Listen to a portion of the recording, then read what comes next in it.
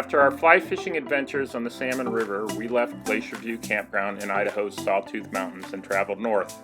We made a 2-night stop at North Fork, Idaho, but our next major destination was Glacier National Park, where we stayed at Apgar Campground on the west side of the park. We arrived on July 1st. Apgar Campground is located on Lake McDonald on the west side of Glacier National Park. It is conveniently located within walking distance to the Apgar Visitor Center and Apgar Village. We spent 7 nights here. Our campsite was large and very private in Loop C.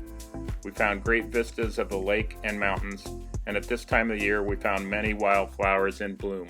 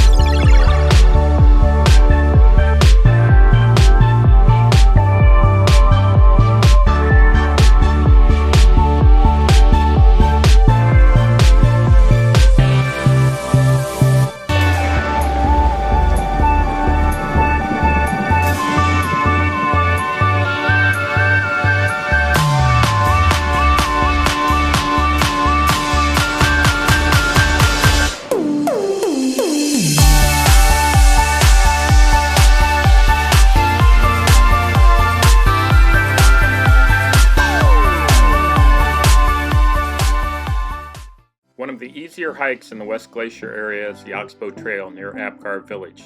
It is less than a 1.5 mile loop. Much of the trail is along the McDonald Creek. Although the mountain views are minimal, the wildflowers, butterflies, and birds were everywhere. As a highlight, Sue captured some beautiful photos of a yellow warbler.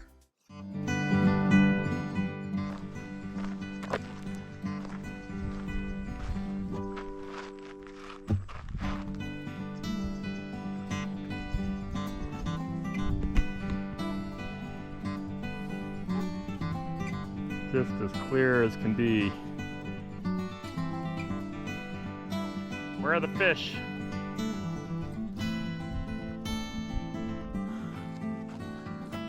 Pretty amazing.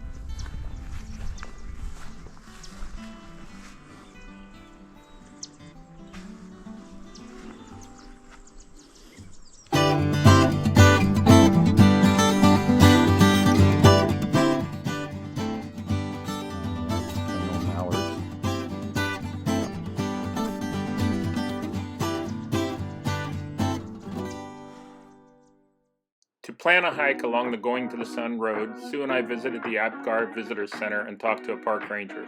He provided us with more information about the Going to the Sun road, the free shuttle service, and the hiking trails we should consider.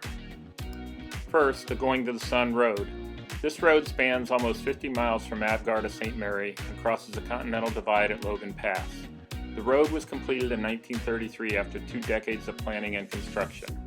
This scenic mountain road provides amazing vistas, including impressive glaciers, beautiful valleys, cascading waterfalls, and towering mountains. Some may even get a glimpse of wildlife. The Going to the Sun Road is a must-drive to see and experience Glacier National Park. For our hike, Sue and I decided to take the free shuttle from the Visitor Center to Avalanche Creek. From there, we began our hike to Avalanche Lake. The Avalanche Lake Trail is a little more than 5 miles out and back. The hike is considered challenging given the change in elevation. We began the hike on the Trail of the Cedars, which connected us to the Avalanche Lake trailhead. For the first mile or so, we followed along Avalanche Creek, which is a fast-running stream with amazing waterfalls. The second half of the hike moved away from the creek and headed into the forest. The elevation changed both up and down, and there was a point where we never thought we'd reach the lake.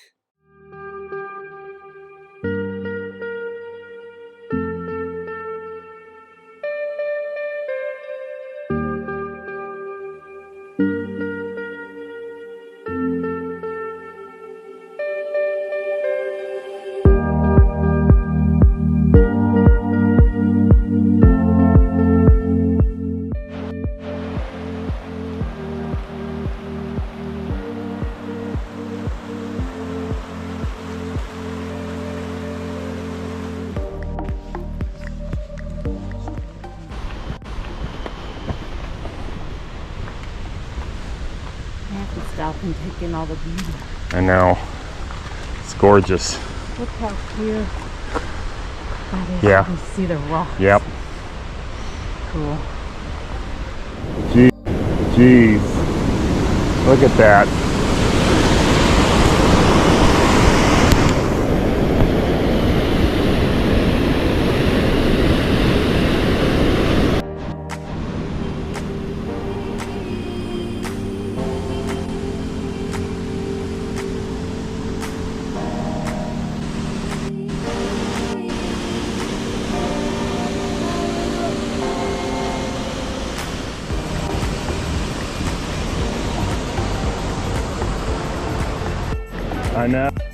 I know.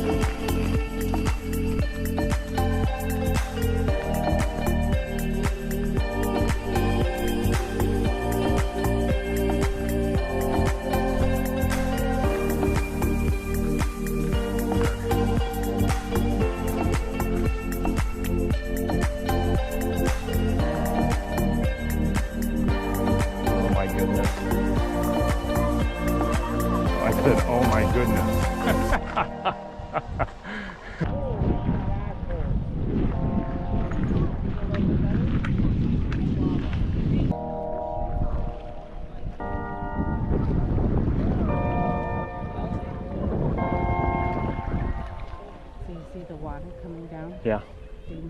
Yep. Little mini waterfalls.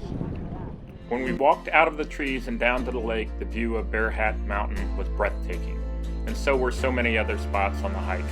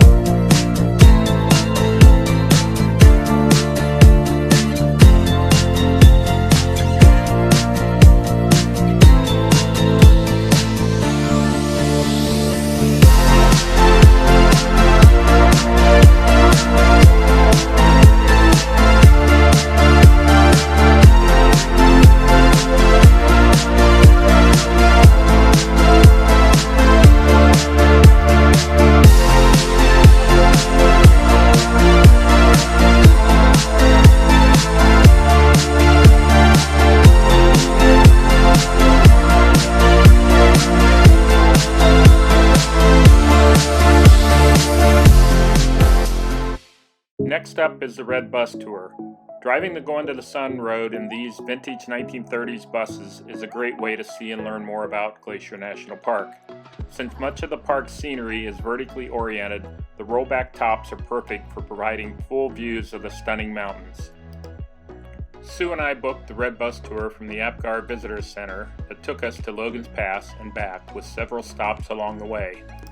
The first stop was at the Lake McDonald Lodge, where we got to visit the grounds of the lodge with great views of the lake and mountains.